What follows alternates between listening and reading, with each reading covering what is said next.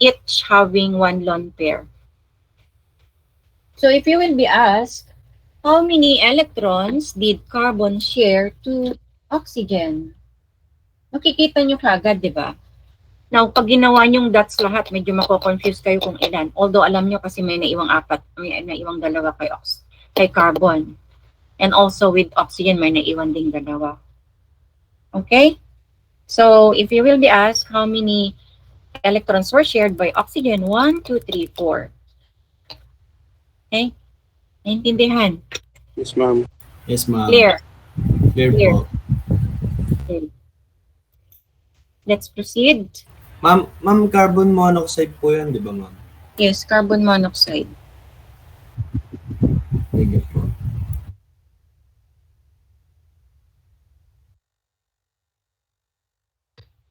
Let's continue with hydrogen bromide. Wala yata ito, hindi ko nailagay yung hydrogen bromide. So hydrogen bromide, hydrogen will share 1 to bromine and bromine will share 1. So mutual sharing pa rin si HBr. Sa hydrogen peroxide, ayan, hydrogen peroxide, there are 2 oxygen central atom, tapos nasa gilid yung dalawang hydrogen. So in sharing with the oxygen, oxygen will share 1, oxygen will share 1 to the common oxygen, and then si hydrogen naman 1 to oxygen, oxygen 1, hydrogen on my left will share 1, oxygen will share 1. So in this case, the total number of lone pairs for this compound is 1, 2, 3, 4. 4 lone pairs, 8 electrons were unshared. Understood? Yes po, ma'am. Okay, next, SO3. Sige nga, gawin nyo nga ito. Pakita nyo sa akin kung paano nag-share yung oxygen tsaka sulfur dito. Unequal ito. May unequal dito. Sige. Pag gumawa kayo ng Lewis dot structure, it should be side by side, pair by pair. Parang yung style na ginagawa ko.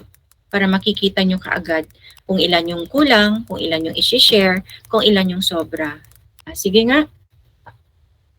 Show me the sharing of electrons here for sulfur trioxide, SO3.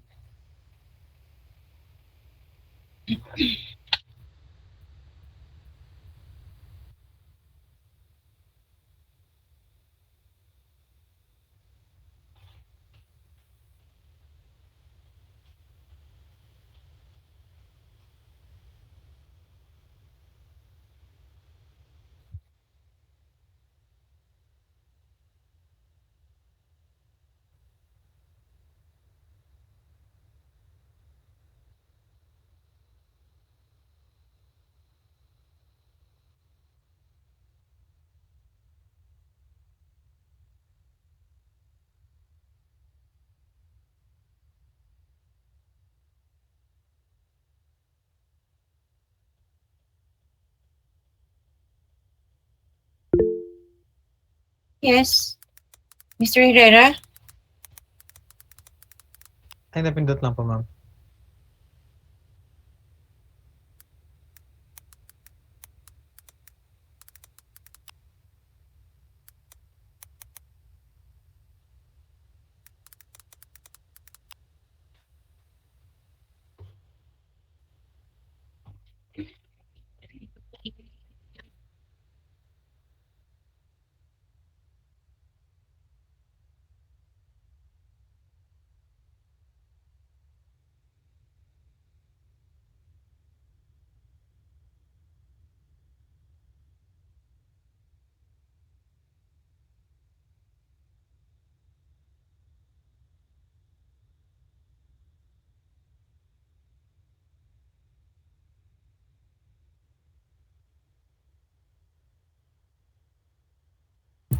Ma'am, Yes.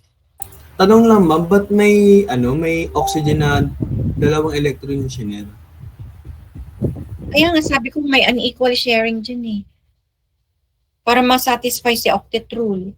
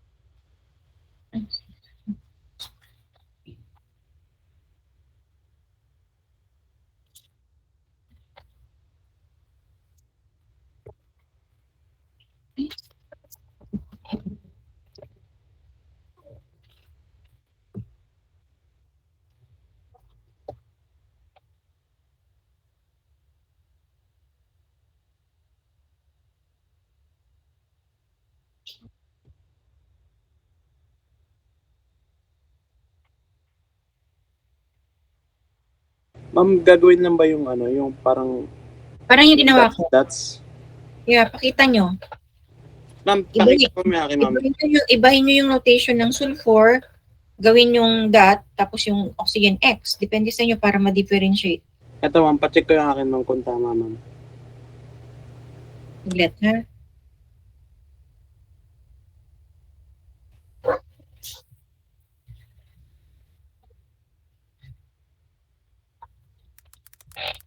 Okay, let me see. Ipin kita. Wait lang, ma'am. Lakihan ko lang po yung sulat, ma'am. Sino ba to? Si Mr. Marquez? Yes, Ikaw ma'am. ba yun? Check lang to, ma'am. Kung tama po. Lakihan ko lang po yung sulat, ma'am.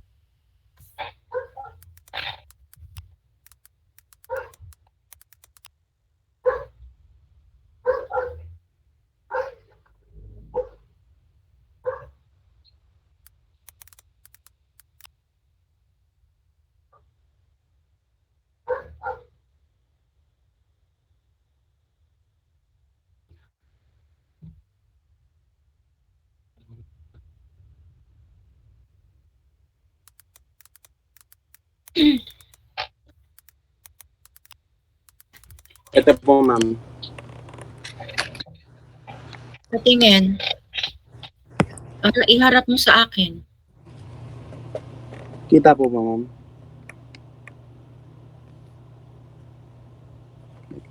Si.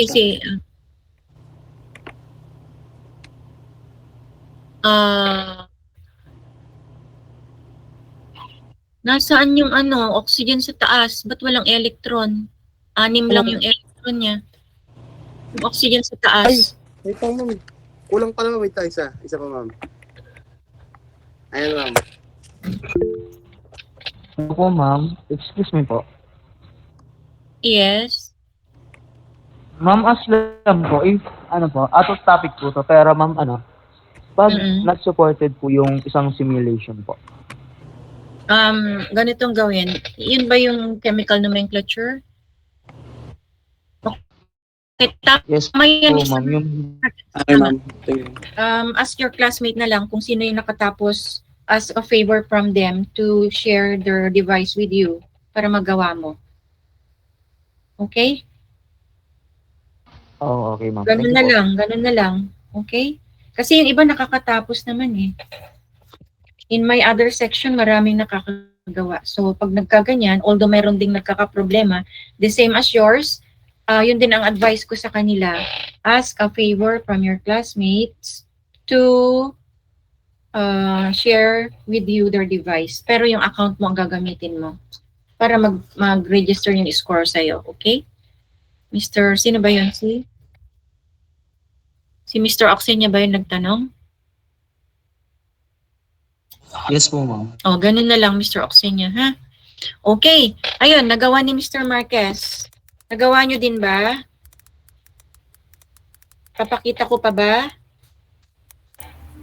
Ma'am, pwede paano po yung kay Marquez po? Okay, ipapakita ko na lang kasi medyo mahirap niyang i-ano yung nasa papel eh. Pero pareho din nitong ipapakita ko sa inyo.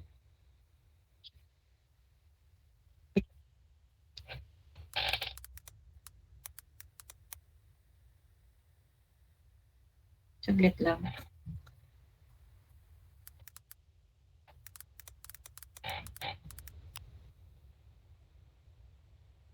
Okay.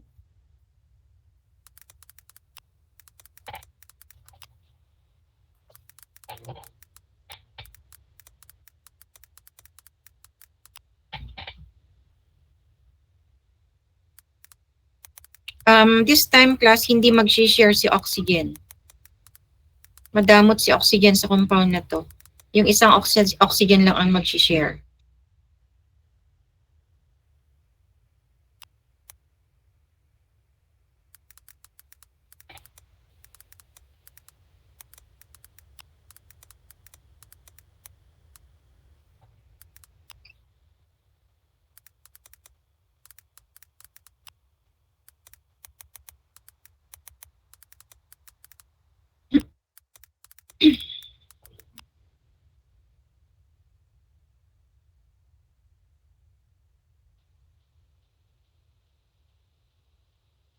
Okay.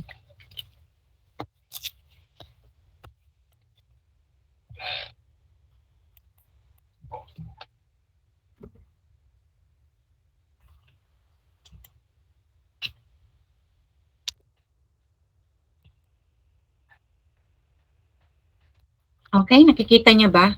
So, kay sulfur, 6, di ba? Kasi nga, it is under group 6. Okay. Now, in here, on my right, oxygen on my right, sulfur will share 2, pero si oxygen hindi siya mag-share. So, 8. Pati rin yung oxygen sa taas. But in this oxygen on my left, oxygen will share 2, sulfur will share 2 also. Kaya nagkaroon ng double bond. And if you are going to consider sulfur, satisfied si octitrol sa kanya din. So this is actually the structure that you have seen doon sa ano natin, sa PowerPoint. So notice that sulfur forms a double bond with 1 oxygen and forms 2 single bonds sa other 2 oxygens. Okay, so if you will be asked how many lone pairs are there in this compound, 1, 2, 3, 4, 5, 6, 7, 8.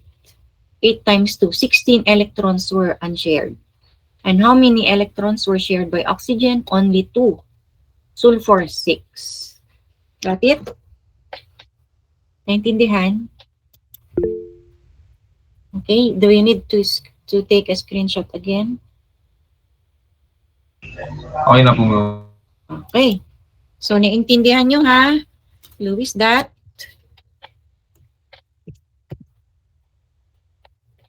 Actually, there are more complicated compounds, complicated structures than this.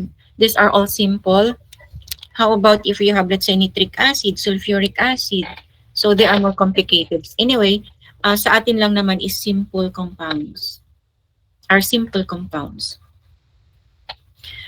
All right. So let's take up bond polarity. I discussed this before with you.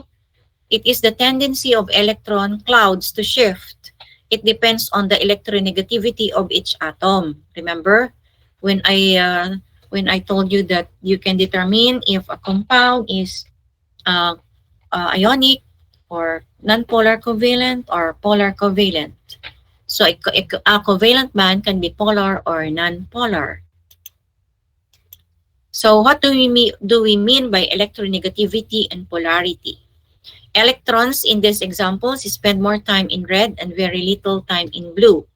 So let's take the molecule, hydrogen gas. Electrons are shared equally, di ba? Equal sharing. So the molecule is evenly charged across the surface. So it is nonpolar covalent. Diba? Pag sinubtract nyo yung electronegativity ng dalawang hydrogen, it will become 0. Remember, nonpolar covalent, if the range of electronegativity is from 0 to 0.49. Tama?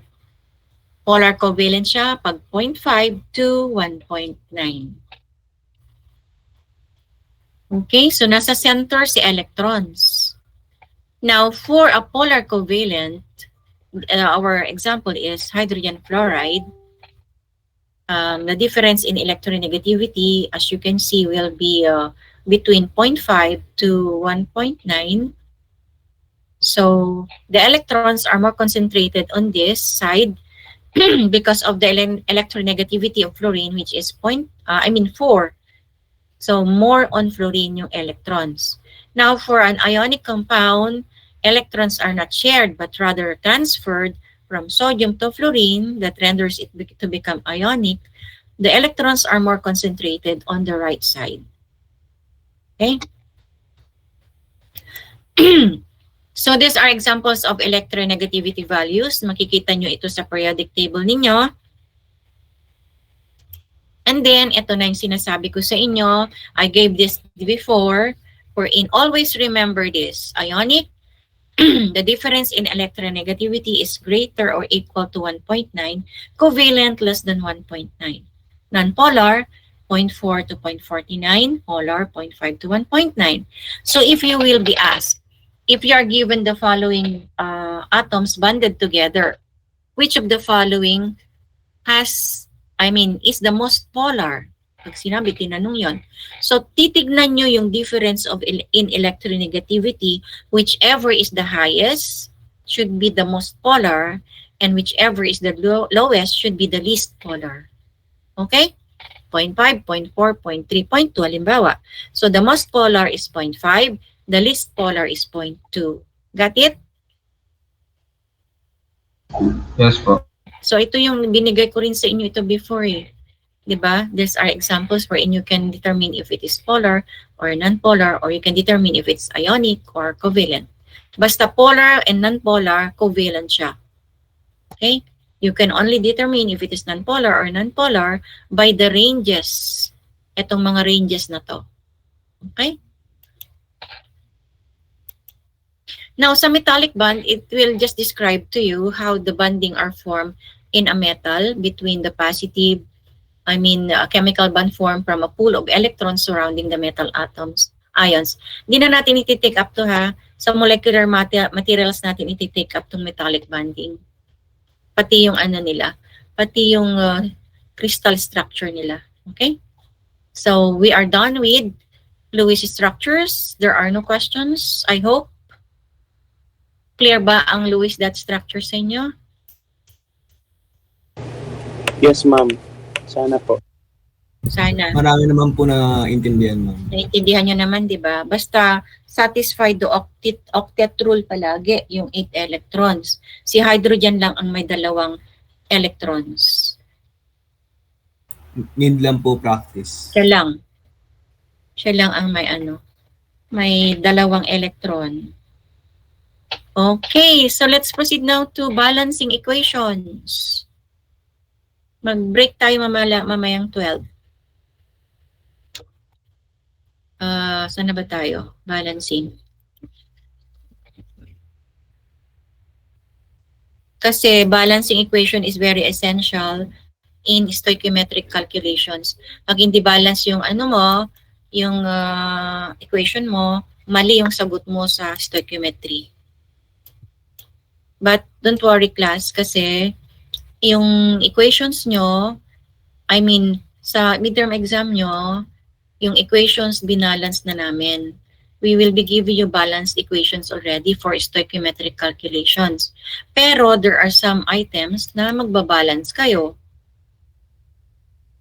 Kasi pag nagbalance pa kayo sa stoichiometry, matatagalan, baka kulangin ng oras. You will be given 3 hours again, good for 100 items. Maybe your schedule is the same, baka Sabado ulit. So, straight 3 hours, mostly calculations and analysis. You will be given naming and formula writing. And you should also know how to name. You should know also the procedures in naming and writing formulas. Okay. So, stoichiometry na pala ito. Chemical reactions, equations, and stoichiometry. Unahin muna natin yung equations and reactions. Okay, so let us define first what is chemical reaction. Okay, a chemical reaction is also called chemical change. One or more reactants, I should say, which are the starting materials, are converted into one or more products. Chemical equation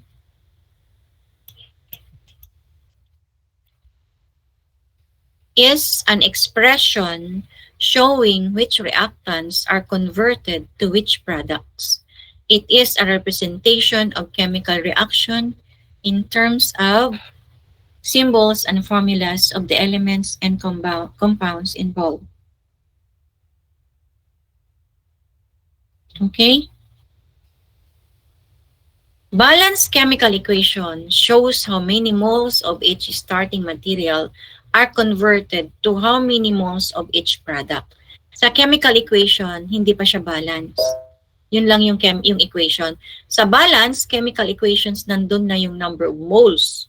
Kung ilan dapat yung reactant and ilan dapat yung magiging product.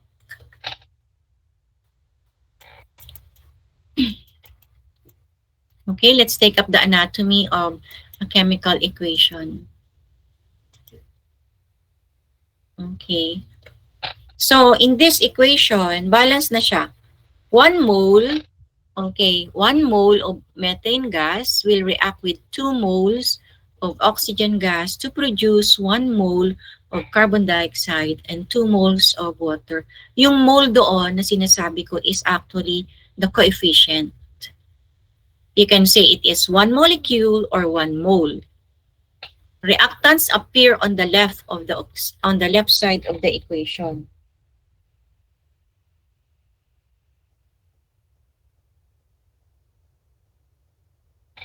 Okay? So, nasa kaliwa palagi yung reactants. Nasa kabila palagi. Now, the arrow indicates that a reaction is going on. Meaning, may product na mabubuo. Kaya may arrow. Ngayon, if you find as, let's say, a triangular symbol dito sa baba, it means heat. Pag nakakita kayo ng triangle sa ilalim ng arrow, it means heat. Meaning, the reaction needs heat in order to forgo. Okay? Ma'am, paano nalaman ma'am pag kailangan po ng heat? Actually, ang heat ay kailangan if you want to decompose. If you want to decompose. Pag nag-decompose ka ng isang compound, kailangan ng heat. Kailangan ng heat din sa combustion. Okay, sa combustion. Ito combustion reaction na to. Kaya lang hindi ko malagyan ng triangle sa gitna. Nahirapan ako maglagay. Okay? So, sa combustion and combustion reaction and also decomposition reaction. Products appear on the right side of the equation. Palaging nasa kanan yung products. The states of the reactants are products written in parentheses to the right of each compound. Meaning, if the reactant is a gas, maglalagay tayo dito ng small letter G enclosed in parentheses to determine that it is a gas. Okay? Pag liquid naman, small letter L. Pag solid, small letter S. Pero pag sanay na kayo, you can determine if it is a solid, a gas, or a liquid already. Okay, next. Coefficients are inserted to balance the equation. So the coefficients are inserted before the symbol or before the formula. Ngayon, si methane gas, walang coefficient. This is understood to be 1. Parang yung subscript. Pag walang subscript, it is understood that the subscript is 1. Dito rin, pag ang coefficient hindi na ilagay, it means that the coefficient is 1. Nakuha nyo, class? You can alter the coefficients. Pwede nyo palitan yung coefficients para mabalance yung equation. Pero hindi nyo pwedeng palitan yung subscript. Kasi pag pinalitan nyo yung subscript, mali na yung formula nyo, mali na yung equation nyo. I know you know this already during your chemistry in high school.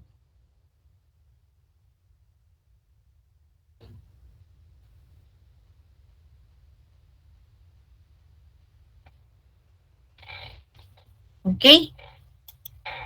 Now let us consider the types of reactions, of chemical reactions. The first one is direct combination reaction. Direct, meaning a reaction of two or more elements or two compounds to produce a compound. Direct combination reaction can also be called synthesis. Synthesis, okay? This is if you react to add 2 moles of aluminum plus 3 moles of bromine gas, you will be forming 2 moles of aluminum bromide direct. Isang compound lang ang product. Isang product lang meron ang direct synthesis. Pwede ring dalawang compound ang mag-react to produce a single compound. Now class, aluminum and bromine here exists as a free element. Meaning, free element siya, uncombined siya. Wala silang kasama. So, free element. Meaning, these elements are neutral. Neutral sila, walang charge. Kasi wala silang kasama di ba? Di ba pag may kasama na sila, they are considered to be ions, positive and negative to become neutral. Ito, sa free state, if you add the number of protons and number of electrons of this single atom, it will become 0. So neutral siya.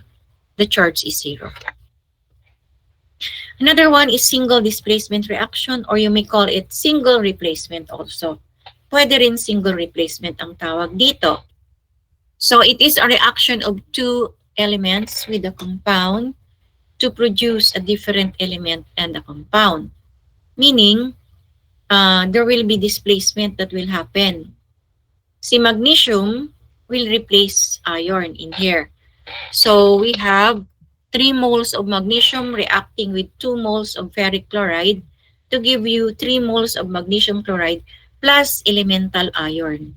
So magnesium replaced or displaced iron. So magnesium will bond with chlorine to produce magnesium chloride plus iron. Got it?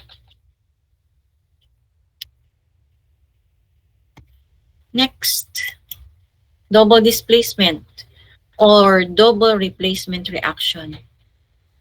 A reaction of two compounds to produce two different compounds by exchanging components. By exchanging components. So, with this, we need 2 moles of silver nitrate reacting with 1 mole of calcium chloride to give you 2 moles of silver chloride plus 1 mole of calcium nitrate. So, what do you observe here? Double displacement. May swapping of components. Silver will react with chlorine. Calcium will react with nitrate ion, so that we have now what you call double displacement. Got it, class? Ang paulit ko.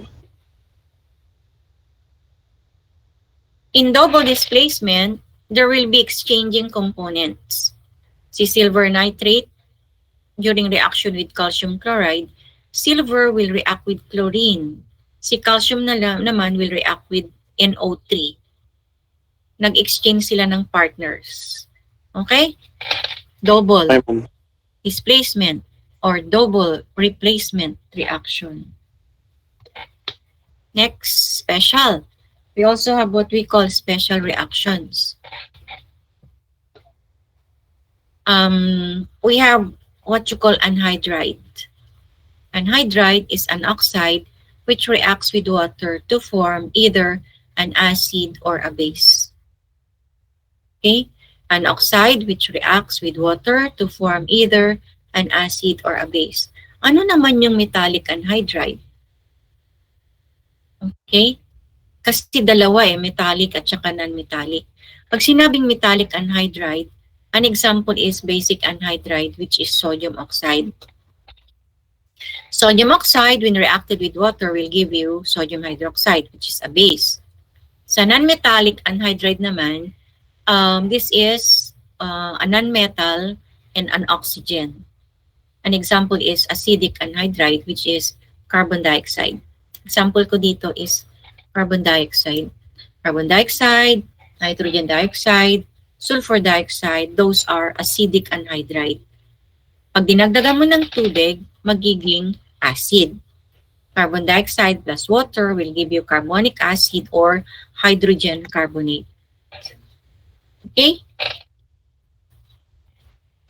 Can you differentiate now a metallic oxide and non-metallic oxide?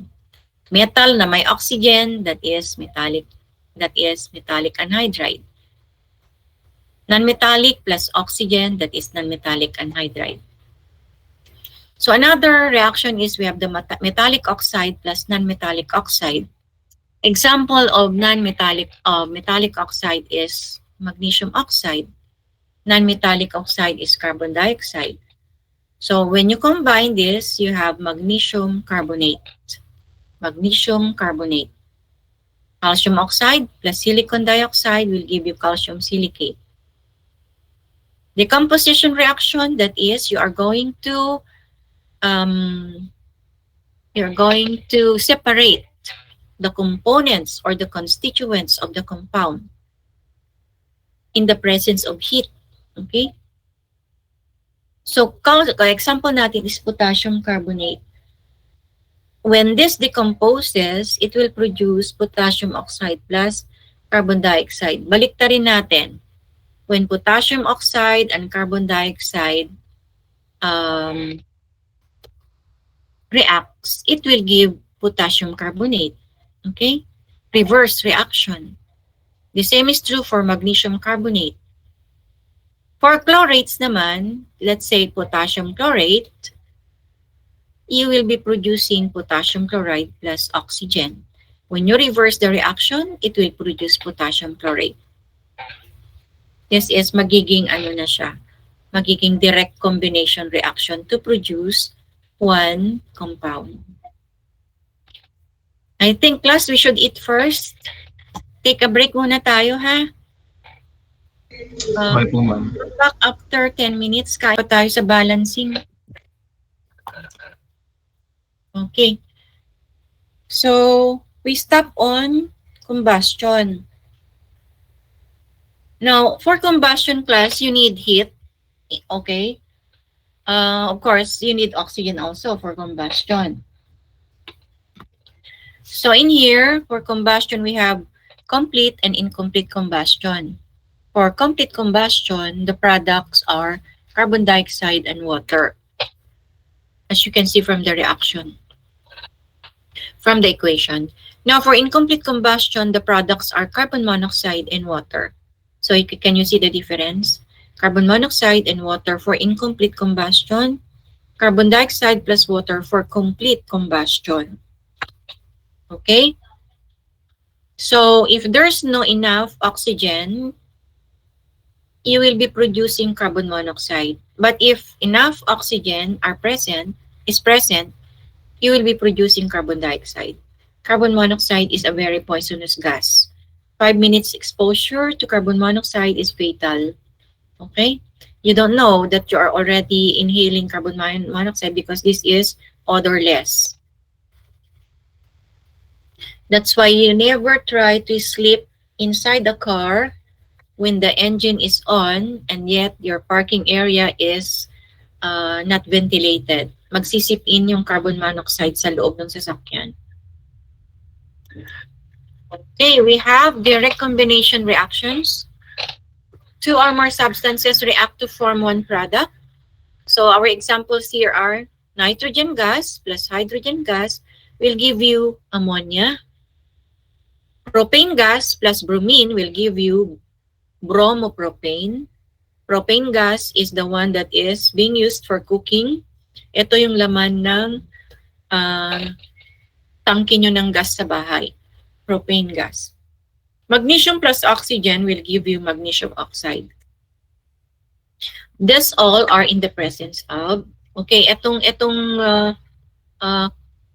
magnesium plus oxygen, this is in the presence of heat. Okay, so when you try to ignite magnesium in the presence of oxygen, of course heat, you will be forming a very, very luminous or what you call sparkling white flame. And after burning magnesium, you will be producing a white ash, which is magnesium oxide, a solid product.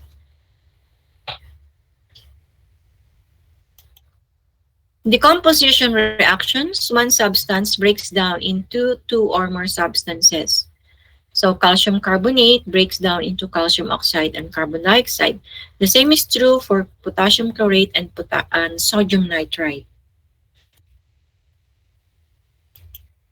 For combustion reactions, rapid reactions that have oxygen as a reactant sometimes produce flame.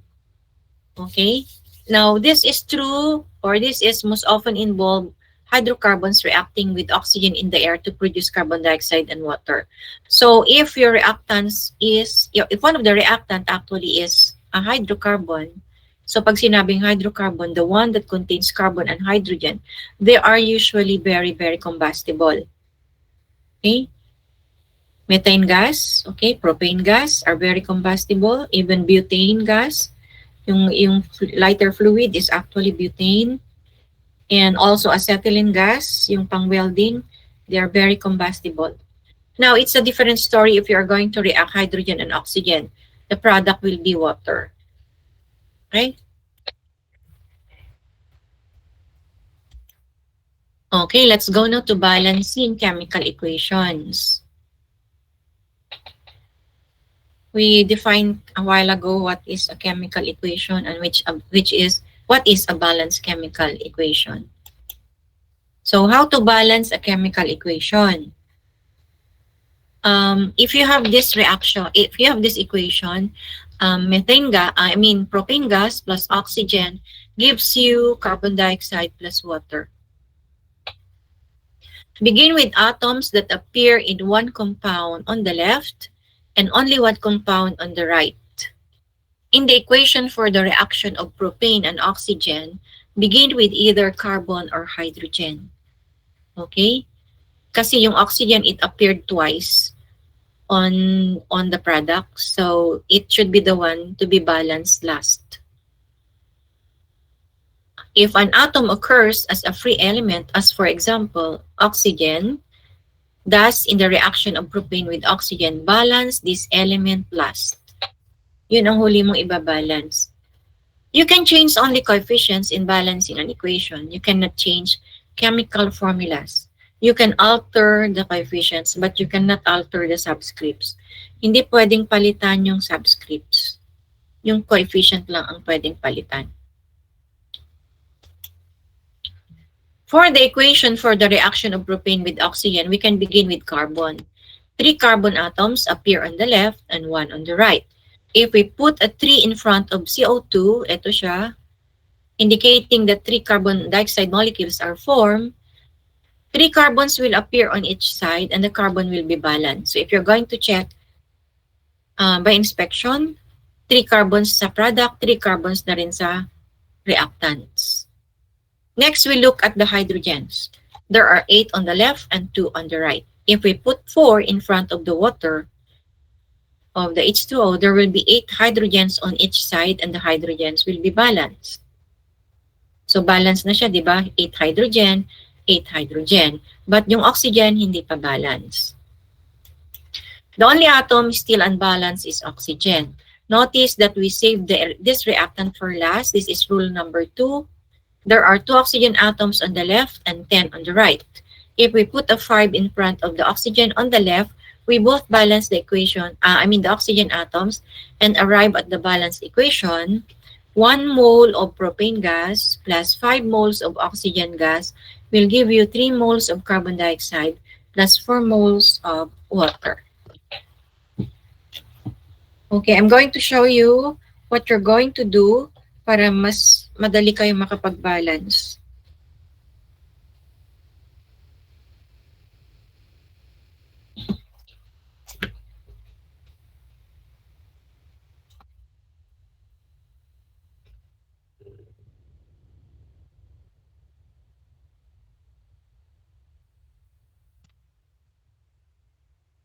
Okay? Saglit lang ha. We will use the same example.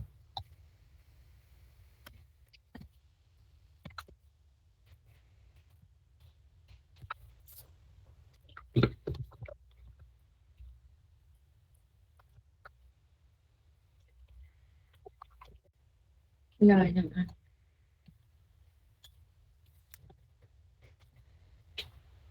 Okay, C3H8, propane gas, plus oxygen gives you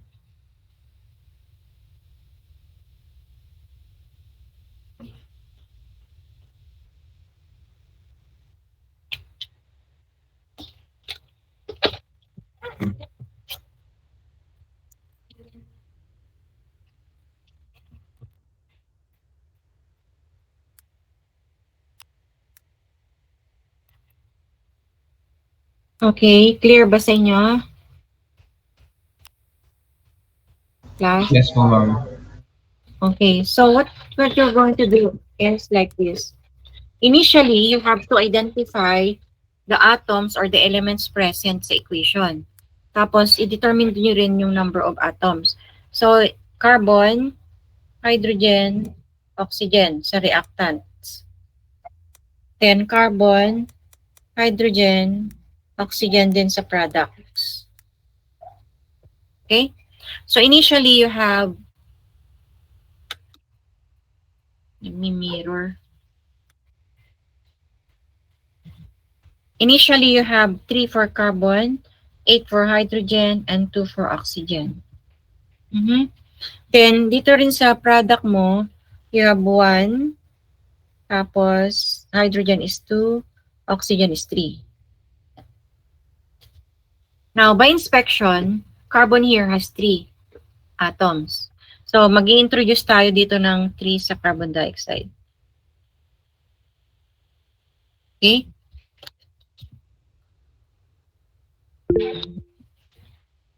So, if there are 3 sa reactant, may 3 na rin dito sa kabila. So, i-slash off nyo yung carbon doon na 1, magiging 3 na siya. So, balance na si carbon. Check on, wait, yes please. Ano yon? Ma'am, ba't naging 3 po yung oxygen, ma'am, sa product, ma'am? Ito po yung Wait, nakalagay po. hindi pa tapos. Ay, okay po, ma'am. Sige po. Sorry po, ma'am. 3 kasi, 1, 2, 3. Initially, 1, 2, 3. Diba? Okay po, ma'am. Okay. Now, 3 na si carbon dito. So, look at oxygen. 3, hydrogen muna pala. Hydrogen is 8 dito. So, we might as well introduce 4 para mabalance si hydrogen. Okay, so check nyo, si hydrogen 8 na rin. Slash off yung original, 8 na siya. Yes, Mr. Ibatuan. Ma'am, pwede po pa ulit po, ma'am, saglit, ma'am. Na-vlog po, ma'am. Yung sa H lang po. Kung paano po nabalang. 8 dito, di ba? Mag-introduce tayo ng 4 dito para maging 8 sa product. So, 4 times 2 is 8. Okay? Ngayon, check yung oxygen. Si oxygen, 3 times 2 is 6. Plus 4 times 1 is 4. So, 6 plus 4, 10 na si oxygen.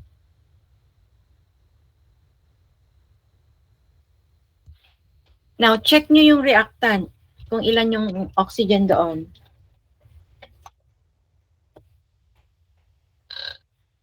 2, 2, di ba?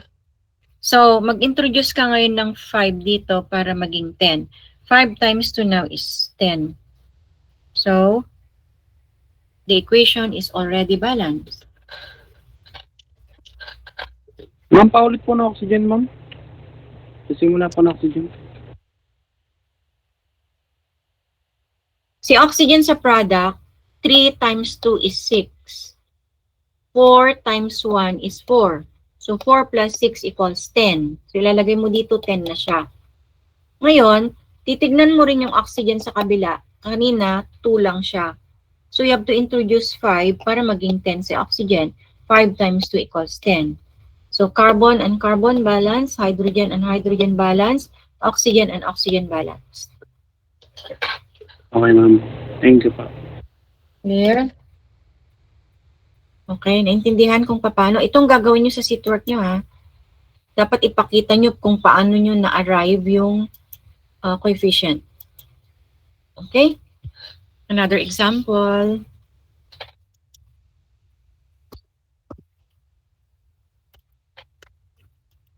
Okay.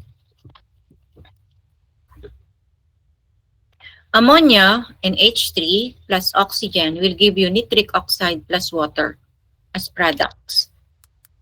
If you will check, nitrogen appears once on both sides in equal numbers. Nitrogen is 1 sa reactant, nitrogen is 1 also sa product. So the coefficient for NH3 is the same as for NO. But you have to check the other atoms, the other elements. Next is hydrogen. Next, look at hydrogen, which appears only once on each side, but has different numbers of atoms. 3 on the left and 2 on the right. The least common multiple of 3 and 2 is 6. So rewrite the equation to get 6 atoms of hydrogen on both sides. So we introduce 2 here in order for the hydrogen to become 6. At the same time, 3 also on your product, hydrogen is 6. But take note, hindi pa balance si nitrogen kasi nagkaroon na ng 2 dito. Si nitrogen dito, 1 pa lang. Pati sa oxygen. Si oxygen dito is 4. 1 plus 3 is 4. Dito 2 lang. So what are we going to do next? There are 2 oxygen atoms on the left and 5 on the right. The least common multiple of 2 and 5 is 10. So rewrite the equation as 2 ammonia plus 5 oxygen will give you 4 nitric oxide plus 6 water. But if you will check, hindi pa rin balance because you have here 2 nitrogen and here you have 4 nitrogen. So what are we going to do? As I've told you, you can alter the coefficients. Pwede nyong palit-palitan. Trial and error method. Now count the atoms on each side. So parang yung ginawa natin kanina, pero dito kasi hindi na ipinakita yung slashing off ng original. Pero ganun din ang mangyayari if you do it step by step. So on your product, on your reactant, you have 2 nitrogen sa product, 4. 6 hydrogen on your reactant, 12 on your product. So si oxygen lang ang nakabalance dito, 10 and 10. So hindi pa siya balanced. What are we going to do next? Kailangan mayroong mapalitan dito. Check the number again. If you double the nitrogen and hydrogen on the left, the equation will be balanced. So palitan natin yung 2, gawin natin 4 sa ammonia. So as you check now, there will be 4 nitrogen on your reactant, 4 din doon sa kabila sa product mo. Hydrogen, 4 times 3 is 12. 6 times 2 is 12 also in your product. Okay, and lastly, for oxygen, 5 times 2 is 10. And then 4 plus 6 is 10 also in your product. So the equation is already balanced. Now, if it happens, halimbawa, if it happens na 4 din yung coefficient ng oxygen, pwede kayong mag-reduce to lowest term or lowest form because there shall be a common LCD of all the coefficients that you have. So pag halimbawa, 2 ito, divisible lahat sa 2. So it will become 2, 2, 2, 2, 1, 2, 3. Yun ang ibig sabihin in reducing to its lowest form. Subscripts and coefficients give different information. Subscripts tell the number of atoms of each element in a molecule. Coefficients tell the number of molecules or compounds. Okay? So yun, we have other examples. I-stop ko muna to ha. I-present ko yung ibang examples natin.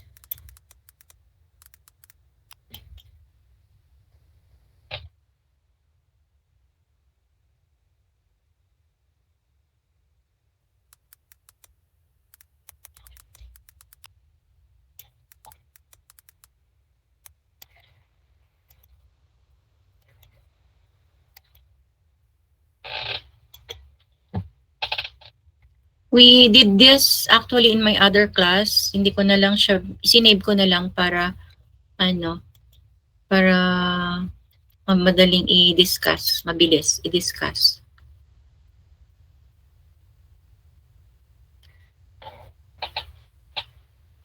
Kita ba? Hindi na ba masyadong maliliit? Okay po, ma'am. Okay na po, ma'am. Okay. So if, however, the names will be given to you, not the formula, you should know how to write the formula para makapag-balance kayo. So like for example, if you have sodium sulfite, the formula is Na2SO3 plus hydrochloric acid.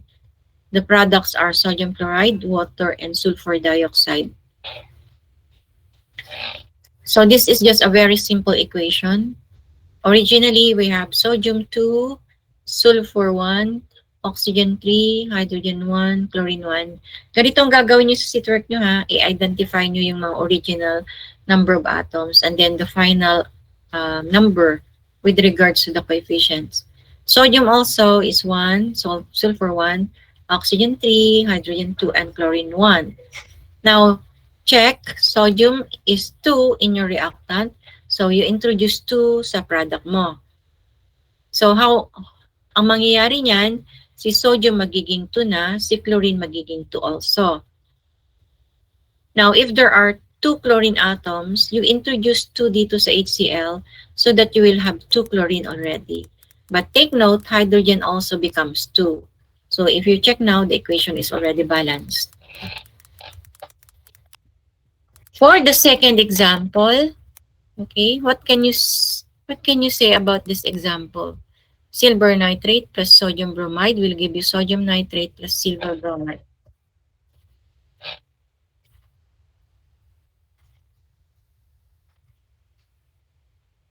What can you say about that example?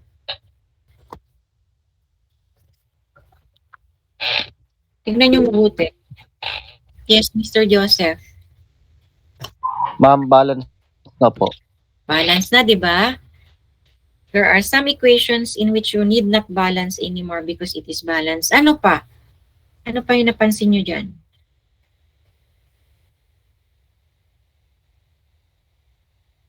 What else can you say about that equation? Nagpalit ng position yung AG, ma'am, tsaka NA. Oh, so anong tawag sa reaction na yan? Pag nag-exchange components. Anong tawag?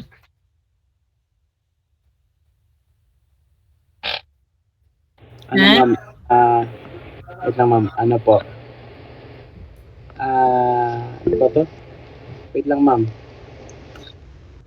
Ano? Displacement po, ma'am?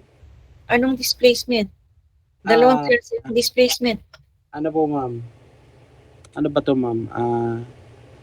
Single, ma'am? Or double? Double lang kasi nag-exchange components sila eh. Pag single, isa lang yung na-displace. Ito dalawa eh. So double displacement reaction. Okay? How about the third one? What can you say about the third example? Number 3.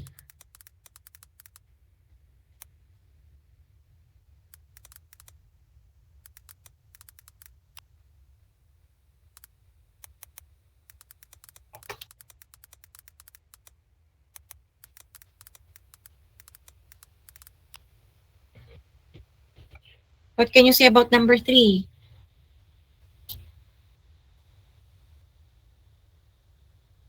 Kailangan pa bang i-balance?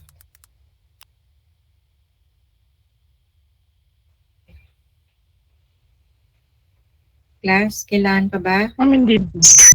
Hindi na. Balance na siya, di ba? So there's no need to balance. Now, the reason why I decided to show you that kasi, di ba may sulfate sa reactant nyo? Potassium bisulfate. Di ba? Yes, ma'am. Sa product, mayroon ding sulfate, potassium sulfate. Now, if that is the case, pag nangyari ang ganyan, pwede nyong i-consider yung sulfate as a single atom. So, lalagay nyo dito, sulfate equals 1, sulfate equals 1. Mas madaling mag-balance if you will consider the polyatomic ion as a single atom, as a single unit. Para hindi nyo na i-add yung oxygen niya dito sa oxygen ng potassium hydroxide. You will treat a separate oxygen dito. Okay? Mas madaling mag-balance pag ganyan. Okay po, ma'am. Okay? Next. Last example. Ayan. Ferric oxide plus carbon plus oxygen will give you iron plus carbon dioxide. Okay? So, ferric oxide, i-identify nyo ulit kung ilan originally and then finally, ano yung magiging coefficient. Now, there are two possibilities here. Pwedeng dalawa ang maging balanced equation dyan because of the presence of two elemental or free element doon, which are carbon and oxygen. Okay? So, dito sa kabila, sa una, it depends kasi upon the number of oxygen that you are going to use, no? So, dito, ang coefficients ay 2, 5, 2, 4, 5. 2, 5, 2, 4, 5. Dito naman, it will be 2, 4, 1, 4, 4. Both balanced equations are accepted. But don't worry class kasi lahat ng ibibigay namin sa inyo, isa lang ang pwedeng maging balanced equation niya. Okay? It depends upon the question. It depends upon what is being asked doon sa exam ninyo. Okay? Clear na ba tayo sa balancing? Opo. Hindi pa po. Ay, hindi pa. Anong question mo, Iho? Bakit hindi pa clear?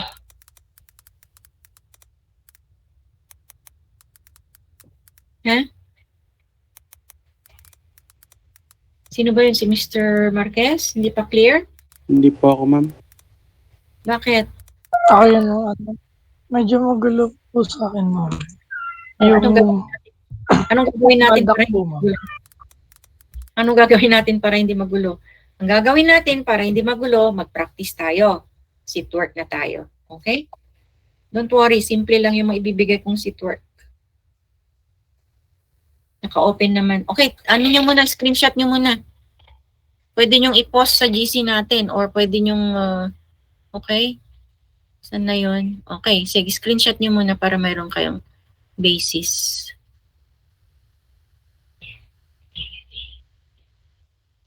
Ito muna ang dalawa para magkasya. Oh, yan muna. Question po, ma'am. Mm. Sa exam po, isasama po yung lalabas po ba sa exam is yung sodium sulfite plus hydraulic acid lang po? Or hahanapin pa po namin yung chemical name po like Na2, ganun? Hindi na.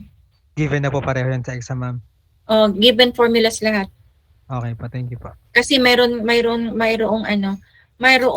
part na magni-name kayo separately, may naming at saka writing formula sa exam. It Okay depends. po, thank you po. It depends kung ano yung tinatanong. Meron naman kayong choices, doon kayo pipili. Okay? Bale po, sa exam po, ang lalabas po nito is hahanapin po namin either yung product po or yung kabila. There are some, let's say for instance, we will give the equation, hindi pa siya balance. What should be the coefficients of the following reactants and products in this equation? So there shall be choices like 1, 1, 2, 2 or 2, 2, 1, 1. Halimbawa, dalawang reactant, dalawang product.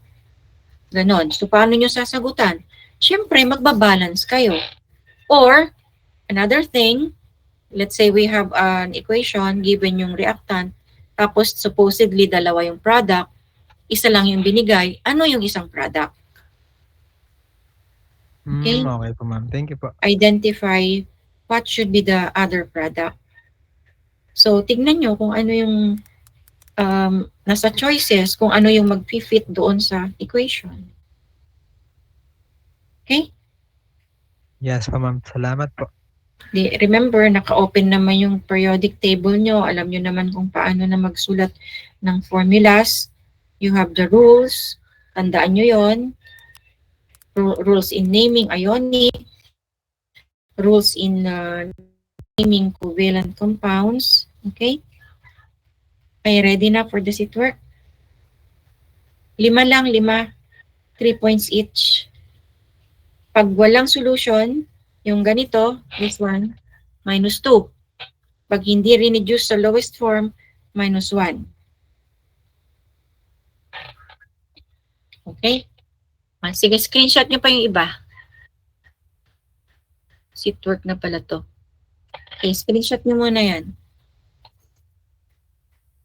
Tapos, the last one. Okay na? Yes po, ma'am. Yung last. Ayan.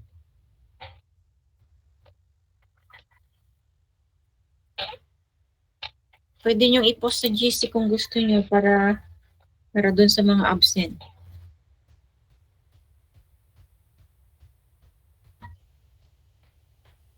Okay na? Yes po.